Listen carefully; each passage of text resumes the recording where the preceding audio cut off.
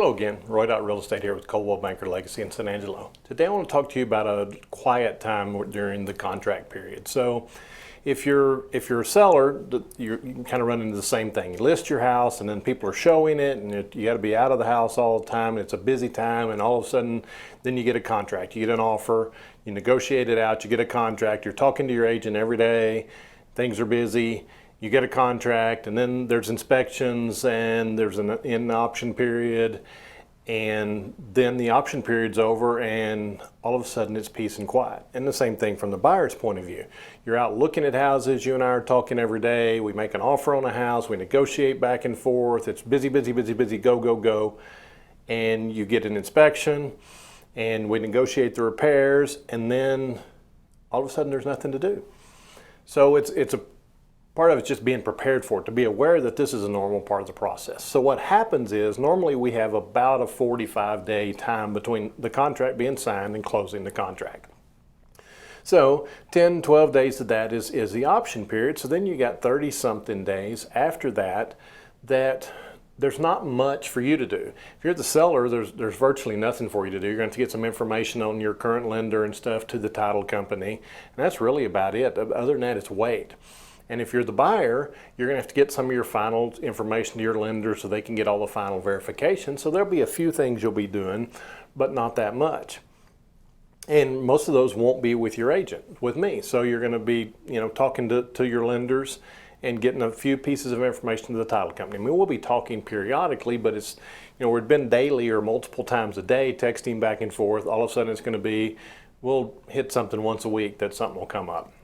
And this is a normal part of the process. So what's going on during that time period is two different things. Two different groups of people are working really hard during that time to make everything ready.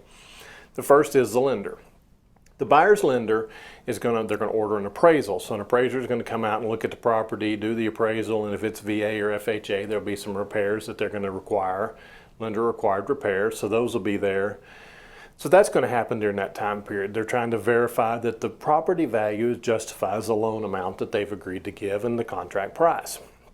So as long as that goes good, then really there's nothing you need to do, whether you're the buyer or the seller.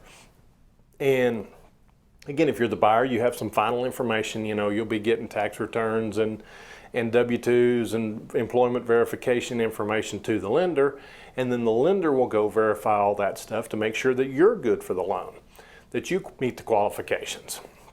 And so that stuff's going on. The other thing that's happening during this time frame is the title company is hard at work. They're looking at the surveys, they're looking at all the deed records to verify the chain of title through previous owners to see if there's any old liens against the property that haven't been satisfied or haven't been recorded as satisfied. They're doing all the title research. They're going to try to tell you what they know of as far as a right-of-way or something where there's a power line or a pipeline and setbacks and all this stuff, so that they can issue a title commitment, which is saying that upon closing they'll issue a title policy based on these standards. So both of those are, especially from the title company's point of view, there's a lot of research in it. They're going back into the county records, and it depends somewhat on how long it's been since the property sold last, but the longer it's been, the more stuff they got to do. But even if it hasn't been but a couple of years, they still got to go back and look at previous owners of the property and make sure there wasn't a lien that was recorded and hasn't showed up until now. Nobody else caught it.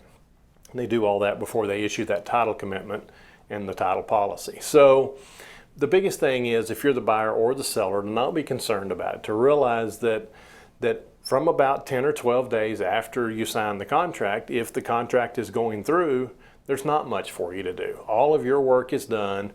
The lender and the title company are both hard at work in the background doing things to make everything get prepared for that final closing.